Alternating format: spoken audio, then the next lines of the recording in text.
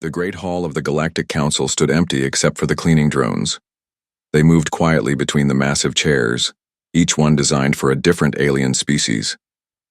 The chair meant for humans had been removed 3 months ago. No one had asked for it back. Ambassador Zethkar of the Velkari Empire walked through the hall, his forearms folded behind his back. His red skin looked darker in the dim light. He stopped at the spot where the human chair used to sit. A small mark on the floor showed where it had been.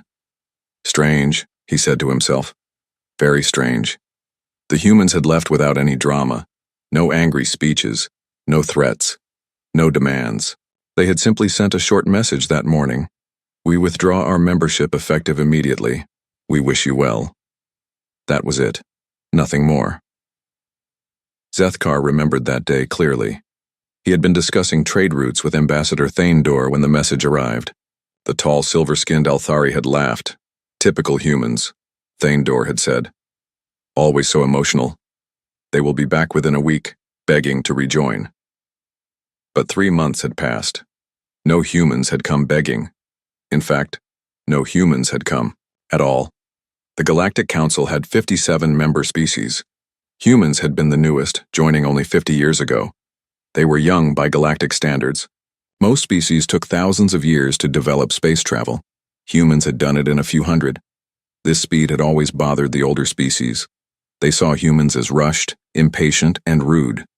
Humans asked too many questions. They wanted to change things too quickly. They made proposals that seemed wild and dangerous. The Nexari, a species of logical thinkers with blue, crystalline skin, often complained about human methods. They act on emotion rather than logic, said their representative. They see problems where none exist. The Korthax military leaders agreed. These warrior beings, covered in thick armor-like skin, found humans weak. They avoid proper combat, General Vorth had said many times. They prefer talking and sneaking around to honest fighting. The council meetings had become difficult with humans present. Dr. Elena Vasquez, their last ambassador, would bring strange reports. She talked about energy readings and unusual patterns in empty space. She warned about areas she called dangerous even though they looked perfectly normal to everyone else. Her final proposal had been about something called void zones. She claimed these empty areas of space were growing and could become dangerous. The proposal was thick with human data and charts that made little sense to other species. More human paranoia, Thaindor had whispered during that meeting. The council voted down the proposal without much discussion. They had more important things to worry about, like trade agreements and territory disputes. Dr. Vasquez had sat quietly during the vote. When it finished, she had gathered her papers and stood up. "Thank you for your time," she had said politely. "I hope you will reconsider in the future." She never came back to another meeting. A few days later, human patrol ships that had been flying around various sectors simply returned to human space. The council barely noticed. Those patrols had always seemed pointless anyway. Humans called them Pathfinder missions, but they never found anything important. Human research stations also packed up and left. They had been scattered across the galaxy, studying stars and planets that no one else cared about. Again, the council paid little attention. Human science had always seemed odd and wasteful. The most surprising thing was how quietly it all happened. Other species usually made big announcements when they were upset. They would demand meetings, threaten to leave trade agreements, or send angry messages. Humans just left. Zethkar had tried to contact human space several times. Each attempt got the same response from automated systems. "The Terran Federation is not accepting visitors at this time. Please respect our sovereignty." The voice was polite but firm. He had expected humans to at least argue or complain. They had been frozen out of many important discussions in recent years. The council often made decisions without telling them. Their proposals were regularly ignored or delayed in committees, but humans never seemed angry. They just kept working, kept sending their strange reports, kept offering help that no one wanted. Now they were gone. Walking back through the council hall, Zethkar noticed something he had missed before. Small changes had been happening over the past few months. The automated translation systems had become less accurate. Some of the environmental controls were working poorly. A few computer networks had developed glitches. He had assumed these were normal maintenance issues. Every large organization had technical problems. But thinking about it now, he realized something odd. These problems had all started around the time humans left. The next day brought the first real sign that something was wrong. Captain Nexthor of the Trade Consortium contacted the Council with unusual news. Pirate attacks had increased in 3 sectors. Ships were being robbed or destroyed, at twice the normal rate. Strange timing, Captain Nexthor reported. These sectors used to be very safe. Now they are becoming dangerous. Zethkar looked at the sector maps. All 3 areas had been regularly patrolled by human Pathfinder ships. The humans had always claimed these patrols were for security and monitoring. Most council members had thought they were just humans showing off their ships. Probably just a coincidence, said Thaindor when Zethkar mentioned it. Pirates come and go. It has nothing to do with the humans. But Zethkar was not so sure. He began looking through old council records, searching for information about human activities. What he found surprised him. Humans had been very busy during their 50 years in the council. They had filed thousands of reports, most of which had been ignored or filed away. They had offered help with problems that other species hadn't even noticed. They had shared technology and information freely, asking for nothing in return. Most interesting were the security reports. Humans had warned about potential conflicts months before they happened. They had identified dangerous criminal groups before they became major threats. They had even predicted natural disasters and helped organize evacuations. The Council had usually credited these successes to luck or to their own intelligence services. Now, looking at the patterns, Zethkar began to wonder if humans had been more important than anyone realized. His research was interrupted by another report. The Nexari Science Division was having problems with their computer networks. Data was becoming corrupted. Research projects were failing. Several important experiments had to be stopped. "We cannot understand what is happening," reported the chief Nexari scientist. "Our systems worked perfectly for decades. Now they are failing in ways we have never seen."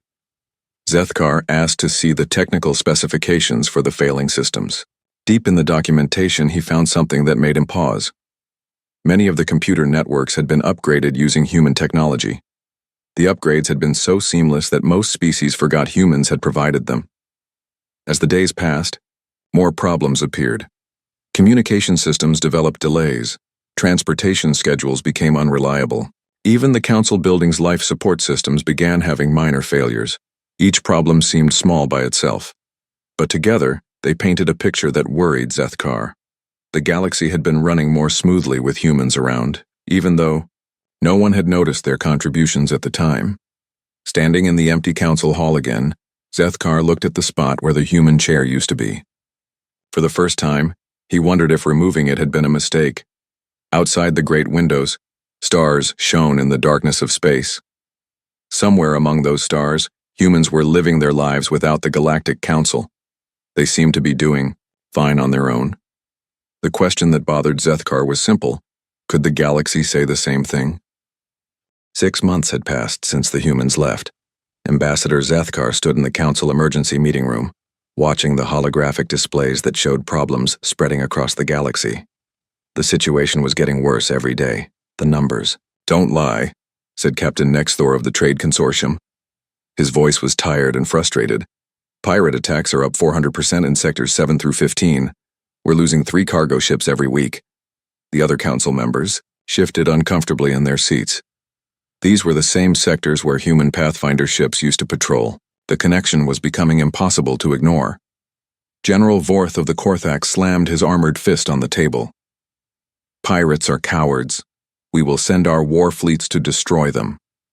"We tried that," Captain Nexthor replied. "Our military ships can't cover all the trade routes. The pirates attack somewhere else when they see our forces coming. It's like they know exactly where we'll be."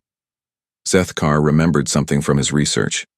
Human patrol reports had mentioned predictive analysis and behavioral modeling of criminal groups. At the time, it had sounded like meaningless technical talk. Now he wondered if humans had been sharing intelligence that helped predict pirate movements. Dr. Quintal of the Nexari Science Division spoke next. Her blue crystalline form flickered with stressed light patterns. Our research productivity has dropped by 60%. We are facing a crisis in multiple fields. Explain, said President Thaindor. For decades, we have shared data with human scientists. They provided information we didn't think was important. Star charts, energy, readings, mathematical models. Now our researchers realized they had been using this human data for almost everything. She activated a holographic display showing research projects. Without human data, we cannot predict solar flare activity. We cannot model planetary weather systems. We cannot even maintain our long-range communication networks properly. Surely your scientists can replace this data, Thaindor said. We are trying. But humans had a way of finding patterns that we cannot copy. They saw connections in data that seemed random to us. Our researchers are brilliant, but they think differently than humans do. Ambassador Krell of the Morvani spoke up. His species were master traders who rarely worried about anything except profit. But today he looked concerned. The economic problems are spreading beyond pirate attacks. Supply chains are breaking down. Goods are not reaching their destinations. Some colonies are running short of food and medicine. How is this possible? Asked Thaindor. Humans managed many of our logistics networks. They didn't control them, but they optimized them. They found the most efficient routes, predicted supply needs, prevented bottlenecks before they happened. Krell pulled up shipping charts. Look at this. Before humans left, cargo moved smoothly through 47 different systems. Now the same routes are failing. Ships are arriving at the wrong times. Warehouses are empty when they should be full. Zethkar studied the charts. The patterns were clear once you knew what to look for. Humans had been quietly managing a vast web of connections that no one else understood. The worst news came from General Vorth. The proud Korthax warrior looked angry and embarrassed. 3 border conflicts have erupted into full wars. Our intelligence networks are failing. We cannot predict enemy movements like we used to. Your military intelligence is the best in the galaxy, Thaindor said. Was the best. We are discovering that humans provided much of our strategic information. They never took credit for it. They just shared intelligence reports that helped us prevent conflicts. General Vorth activated a tactical display. Humans warned us about the Zelnar uprising 6 months before it happened. They identified the rebel leaders, predicted their strategies, even suggested ways to avoid the conflict entirely. We ignored their suggestions and fought the war instead. You won that war, Zethkar pointed out. Yes, but it cost us 50,000 soldiers and 2 years of fighting. The human plan would have ended the conflict with negotiations and no deaths. The meeting room fell silent. Everyone was beginning to understand the same terrible truth. Humans had been far more important than anyone realized. Dr. Vintar from the Medical Consortium joined the meeting via hologram. His lizard-like face showed signs of stress. We have medical emergencies developing in 17 systems. Plague outbreaks, genetic disorders, biological contamination. Our response times are too slow. What does this have to do with humans? Thaindor asked. Human biotechnology. They shared medical advances freely with all species. Vaccines, treatment protocols, diagnostic tools. Most of our modern medicine uses human innovations. Dr. Vintar showed medical charts. The humans also provided early warning systems for disease outbreaks. They could predict where plagues would spread and help us prepare. Without their monitoring, we are always reacting too late. President Thaindor looked around the room at all the troubled faces. Surely we can solve these problems ourselves. We are not children who need human help. We can try, said Dr. Quintal, but it will take time to understand everything humans were doing. Years, maybe decades. How many will die while we learn? Asked Dr. Vintar quietly. The question hung in the air like a dark cloud. Zethkar had been thinking about this problem for weeks. He had an idea, but he knew the others wouldn't like it. Perhaps we should contact the humans directly, he said. Ask them to explain what they were doing. Maybe they would help us understand. Absolutely not, General Vorth growled. We will not beg for help from a species we allowed to leave. Pride is expensive, Zethkar replied. How much are we willing to pay for it? Over the following days, the problems continued to grow. Pirates became bolder, attacking larger ships closer to major trade centers. Computer networks failed in cascading breakdowns that no one understood how to fix. 3 more wars started in sectors where human intelligence had previously maintained peace. The Althari colonies in the Outer Rim reported crop failures. Their agricultural systems depended on weather prediction models that humans had helped develop. Without accurate forecasts, farmers didn't know when to plant or harvest. The Velkari mining operations began shutting down as their automated systems malfunctioned. The software had been upgraded with human algorithms years ago. Now those algorithms were failing and no one remembered how they worked. Most disturbing of all, several attempts to contact human space had failed completely. Ships sent to human borders found nothing but automated defense systems. The Terran Federation is not accepting visitors at this time. The systems repeated. Please respect our sovereignty and maintain a distance of 10 light-years from our borders. The messages were polite but firm. No amount of diplomatic pressure made any difference. The humans weren't angry or threatening. They simply weren't available. Long-range sensors showed that human space was quiet but active. Ships moved between human worlds, but they never crossed the borders. It was as if humanity had built an invisible wall around their territory. Zethkar found this the most troubling aspect of the situation. Humans weren't gloating about the Council's problems. They weren't offering to help for a price. They weren't even responding to messages. They had simply moved on with their lives as if the Galactic Council no longer existed. Late one night, alone in the Council archives, Zethkar discovered something that made his blood run cold. Buried in old files was a human proposal from 5 years ago.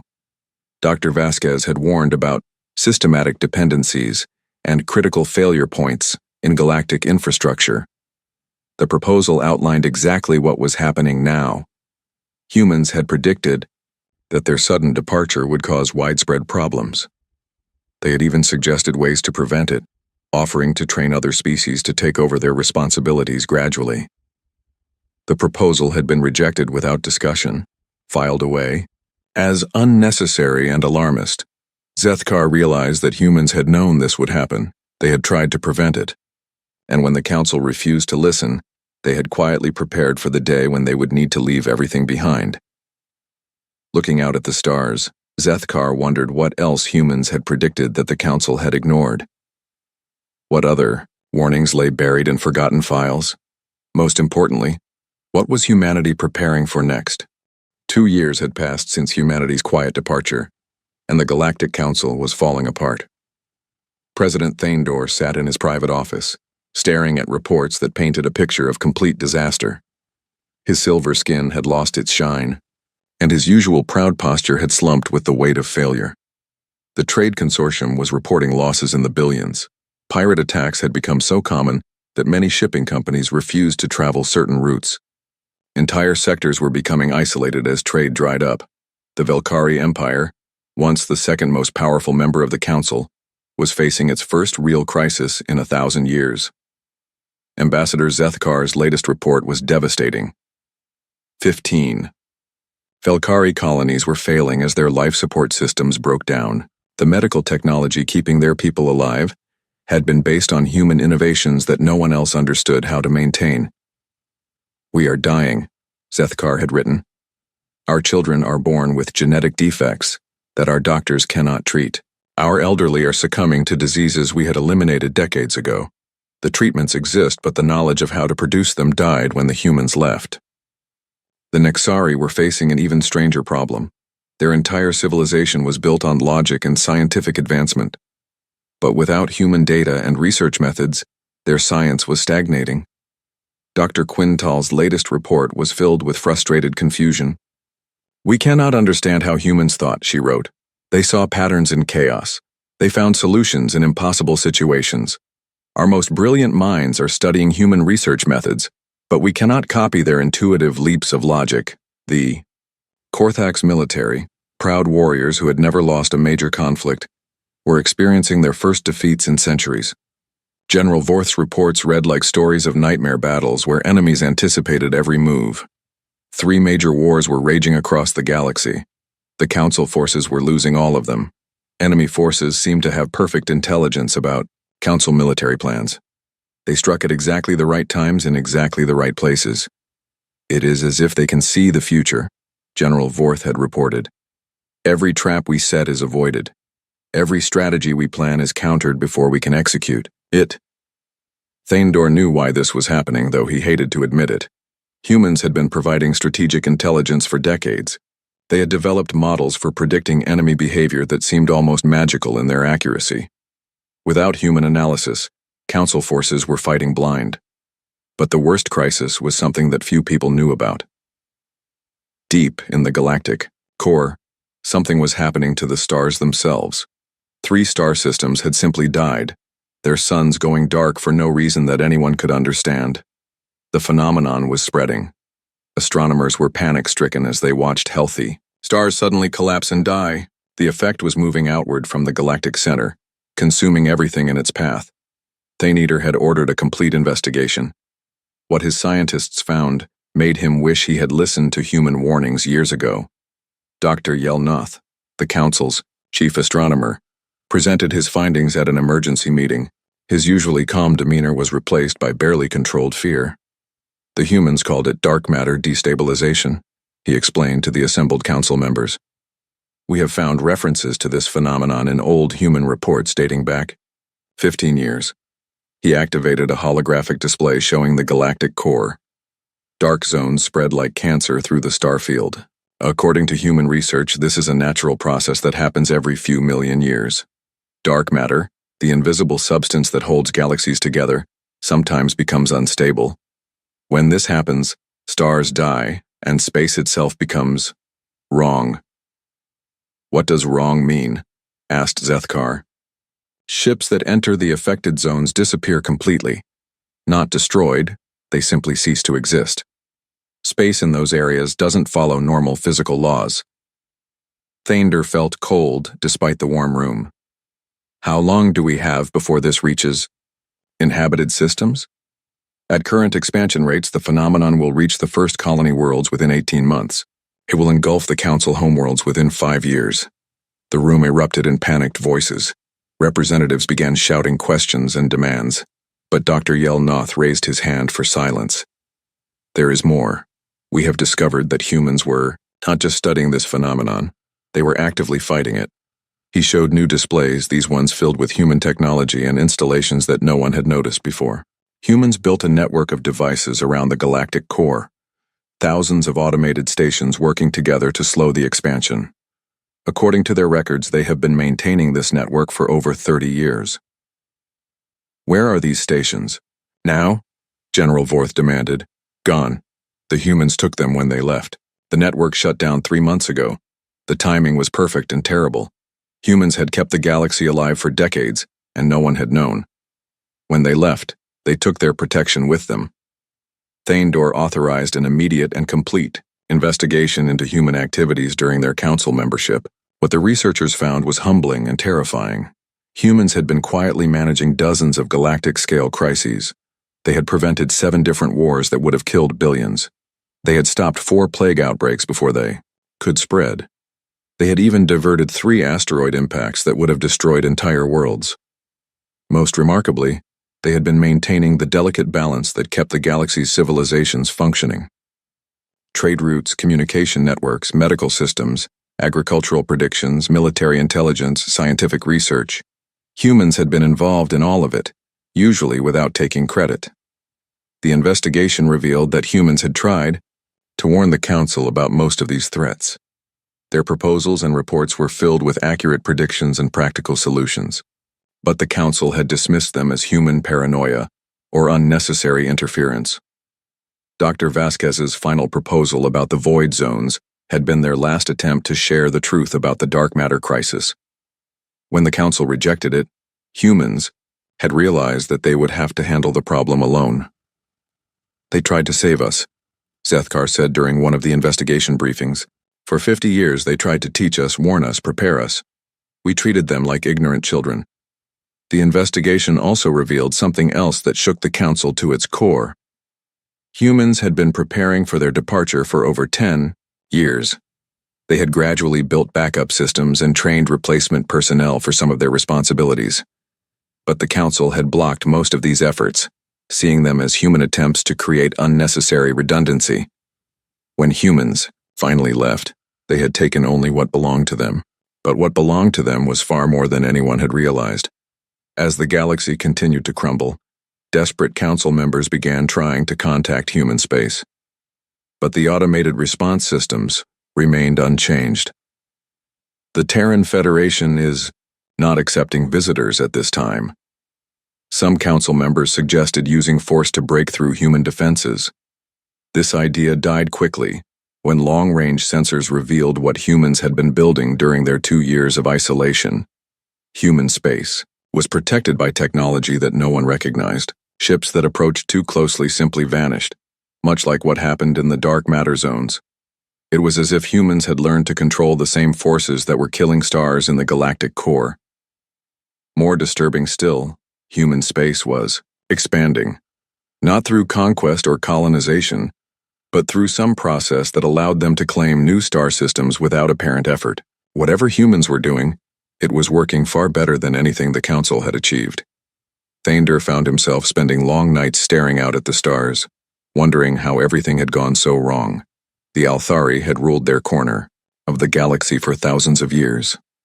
They had been wise, careful, and proud. Now their empire was dying, and they were helpless to stop it. The younger species were starting to break away from the Council entirely. Some were trying to reach human space on their own, hoping to negotiate separate peace agreements. Others were simply abandoning their colonies and fleeing to safer regions of the galaxy. The older species maintained their dignity, but their power was evaporating. Pride was all they had left, and even that was becoming expensive. In his darkest moments, Thander wondered if humanity had planned all of this. Had they deliberately made the galaxy dependent on them, then left to watch it collapse? But the investigation report suggested something different, and somehow worse. Humans had genuinely tried to help.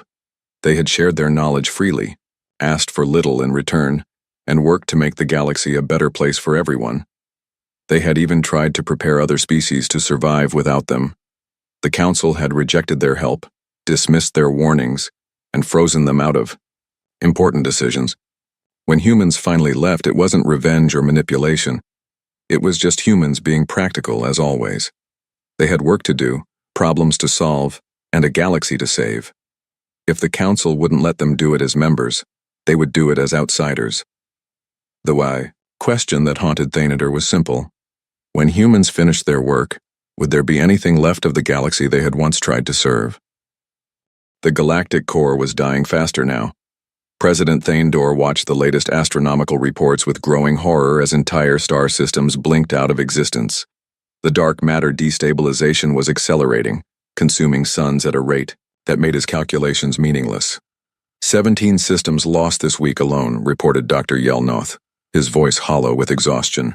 The expansion rate has tripled since last month. At this speed, we have less than a year before the phenomenon reaches inhabited worlds. The council chamber, once filled with representatives from 57 species, now held barely 20. Some species had withdrawn their membership to focus on evacuating their homeworlds. Others had simply stopped attending meetings, their governments too busy managing collapse to spare ambassadors for diplomatic talk. General Vorth's latest military report was even more devastating than the astronomical data. We have lost contact with the entire Fourth Fleet. 37 warships gone without a trace. They were investigating unusual activity near the expanding dark zones. Unusual activity? Thander asked. Energy readings that make no sense. Massive power signatures appearing and disappearing in empty space.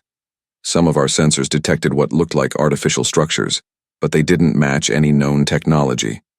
Zethkar, whose Velkari empire was now reduced to 3 struggling worlds, spoke up from his chair. Could it be related to the human network that was protecting the galactic core? Impossible, General Vorth replied. The humans took their equipment when they left.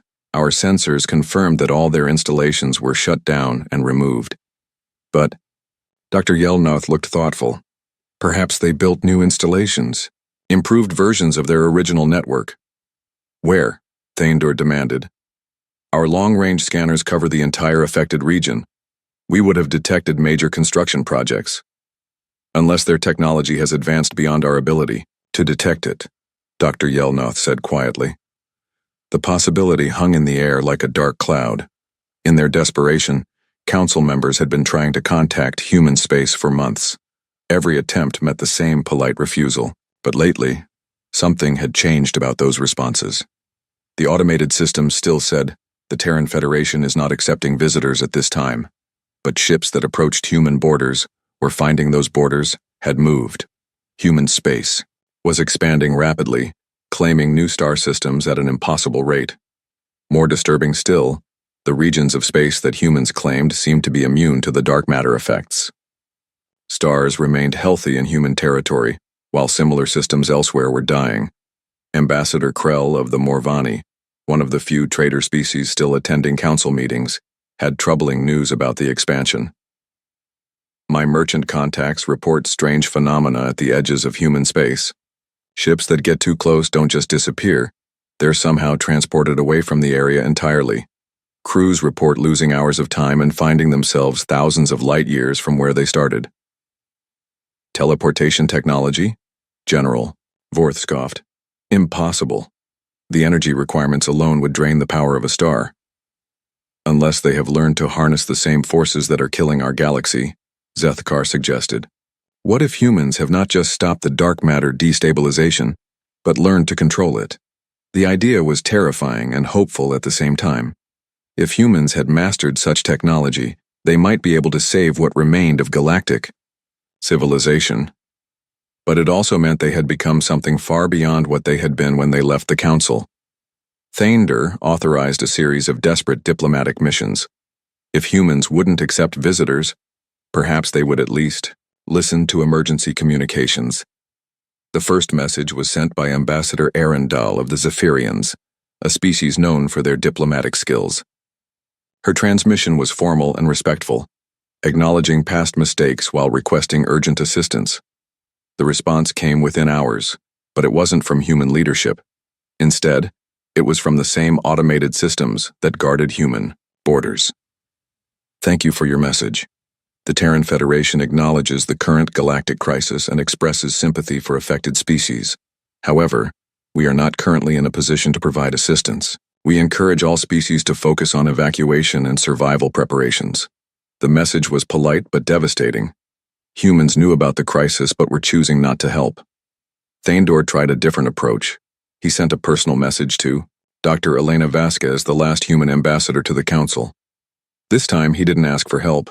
Instead, he offered a full apology for how the council had treated humanity during their membership. We were wrong, his message said. We failed to understand your contributions, dismissed your warnings, and ignored your wisdom. We do not ask for forgiveness, only for the chance to learn from our mistakes before it is too late. This time, the response was different. It came not from automated systems, but from Dr. Vasquez herself, now bearing the title Terran Federation Ambassador Emeritus. President Thander, her message began, I appreciate your honesty and your willingness to acknowledge past difficulties. The human people harbor no ill will toward the species of the Galactic Council. However, the current crisis requires solutions that are beyond the scope of traditional diplomacy. We are working on these problems, but we cannot share our methods or progress at this time. The message continued with something that chilled Thander's blood. We strongly encourage all species to begin immediate evacuation of systems within 50 light-years of the galactic core. The situation will become much worse before it improves. 50 light-years. That included 12 major colony worlds and 2 species homeworlds. The scale of the evacuation Dr. Vasquez was suggesting would be the largest refugee crisis in galactic history.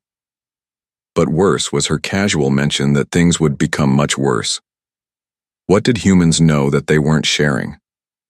As if to answer his question, the next week brought catastrophic news.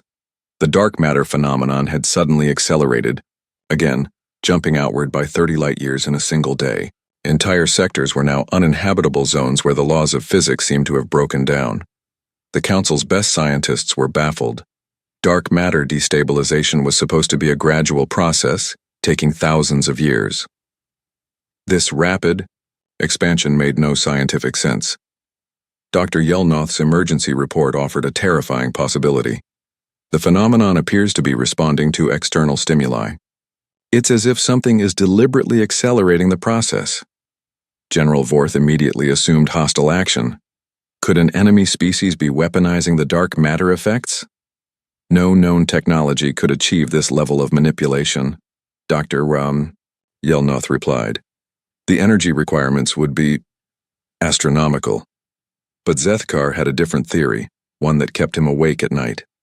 What if someone is not accelerating the destruction, but consolidating it, gathering all the unstable dark matter into specific regions to prevent it from spreading further? The idea was almost beyond comprehension. It would require technology and knowledge that surpassed anything in galactic history, but it would also mean that someone was actively fighting to save the galaxy, even if the battle looked like accelerated destruction from the outside. 3 days later, long-range sensors detected massive energy signatures near the galactic core. The readings were unlike anything ever recorded, power levels that dwarfed entire star systems, focused into precise geometric patterns spanning hundreds of light years. When the energy signatures faded, something extraordinary had happened. The dark matter expansion had stopped completely. Not slowed, stopped. The deadly zones were still there, but they were no longer growing. Dr. Yelnoth could barely believe his instruments. The readings suggest that someone has built a containment field around the entire affected region.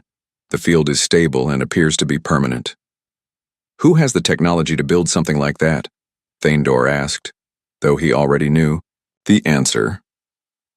Before Dr. Yelnoth could respond, alarms began sounding throughout the council building. Long-range communications were detecting an incoming vessel at the edge of council space. It was a human ship, but not like any they had seen before. The design was sleek and impossibly advanced, incorporating materials and energy signatures that defied conventional physics. It moved without visible propulsion, appeared to bend space around itself, and seemed to exist partially outside normal dimensions. The ship transmitted a simple message. Dr. Elena Vasquez, Ambassador Emeritus of the Terran Federation, requesting permission to address the Galactic Council on matters of mutual importance. For the first time in over 2 years, humanity was ready to talk. But as Thandor stared at the impossible ship on his displays, he realized that the humans who had left quietly 2 years ago were not the same humans who were returning now. They had become something new, something that had mastered forces that could reshape the galaxy itself. The question was no longer whether humans would help save galactic civilization. The question was what price they would ask in return, and whether the remaining council species could afford to pay it. Dr. Elena Vasquez stepped out of her ship and onto the council station dock with the same quiet confidence she had shown years ago. But everything else about her had changed. She wore clothing made from materials that seemed to shift and flow, like liquid starlight. Her eyes held depths that spoke of knowledge gained from looking into the heart of cosmic forces. President Thandor watched her approach through the station's viewing ports. Behind her, the human ship waited motionless, in space, its hull reflecting light in patterns that hurt to look at directly. The ship's very presence seemed to bend reality around it. The council chamber had been hastily prepared for this meeting. Only 15 representatives remained from the original 57 members. The others had either evacuated their species or were too busy managing their civilization's collapse to attend. Dr. Vasquez entered the chamber carrying a simple datapad, just as she had during her final meeting years ago. But when she spoke, her voice carried an authority that commanded instant attention. Honored representatives, she began, I bring greetings from the Terran Federation and an explanation for recent events. She activated her datapad, and the chamber filled with holographic displays showing the galaxy from a perspective none of them had ever seen. Stars were connected by flowing streams of energy, and vast networks of invisible forces held everything in delicate balance. 5 years ago, I stood in this chamber and warned you about dark matter destabilization. You rejected that warning as human paranoia. Today, I want to show you what we have been doing since we left. The display changed to show the galactic core. Instead of the dead zones that council sensors had detected, the hologram revealed something magnificent and terrifying. Massive structures of crystallized energy surrounded the unstable regions, containing and redirecting the dangerous forces. We did not abandon the galaxy when we left the council. Dr. Vasquez continued. We simply realized that we could not save it through political committees and diplomatic discussions. Some problems require direct action. General Vorth leaned forward in his chair. You built all of this in 2 years? Impossible. Not built, General. Grown. We learned to work with the forces that were destroying the galaxy instead of fighting against them. Dark matter is not evil or destructive by nature. It is simply energy without proper guidance. She gestured, and the display showed how the human structures channeled unstable dark matter into stable configurations. Instead of consuming stars, the energy was being redirected to create new ones. The regions your sensors read as dead zones are actually nurseries. We are using the destabilized energy to birth new star systems in controlled environments. In 50 years, those areas will be the most vibrant regions of the galaxy. Zethkar felt his breath catch in his throat. You are creating stars? We are teaching energy how to create itself, Dr. Vasquez replied. Humanity has learned to work with the fundamental forces of existence. We no longer build technology. We grow it. We no longer fight problems. We guide them toward solutions. Ambassador Krell, ever the traitor, asked the question that was on everyone's mind. What do you want in return for this help? Dr. Vasquez was quiet for a moment, and when she spoke, her words carried weight that seemed to press down on everyone present. We want nothing from you that you are not willing to give freely, but we offer you a choice that will determine the future of every species in this galaxy. She touched her datapad again, and the display showed the current state of galactic civilization. Worlds evacuated, trade routes abandoned, entire species fleeing toward the galaxy's edge. It was a picture of complete collapse. You can continue, as you have been. Maintain your pride, your independence, your traditional ways of doing things. We will respect that choice. We will not interfere, and we will not offer help that is not requested. The display changed to show what the galaxy would look like in 100 years under this scenario. A few scattered pockets of civilization, surviving on the edges, while the vast majority of space remained empty and dead. Or, Dr. Vasquez continued, you can accept a new reality. Humanity has evolved beyond what we were when we left this council. We have become something that can guide galactic civilization through the challenges ahead. But we will not do this as members of your council or partners in your politics. The display showed a different future. The galaxy was alive and thriving, with countless new worlds and species flourishing under the guidance of beings who understood cosmic forces. We offer to become your guardians, not your rulers, not your masters, but your protectors and guides. We will solve the problems that are too big for politics to handle. We will prevent the crises that threaten all life. We will teach those who wish to learn, and we will protect those who need protection. Thander found his voice, though it came out as barely more than a whisper. What would this guardianship mean for our species' independence? You would remain free to govern yourselves, trade with whom you choose, and live according to your own values. But when existential threats arise, when dark matter destabilizes, when plagues threaten to consume worlds, when forces beyond your understanding threaten galactic civilization, you would trust humanity to handle these problems. Dr. Vasquez gestured again, and the display showed specific examples. Human ships appeared instantly wherever they were needed, solved impossible problems, and then departed without claiming territory or demanding payment. We would ask for no tribute, claim no worlds, and demand no obedience. We would simply be there when the galaxy needed us, doing the work that keeps civilization alive.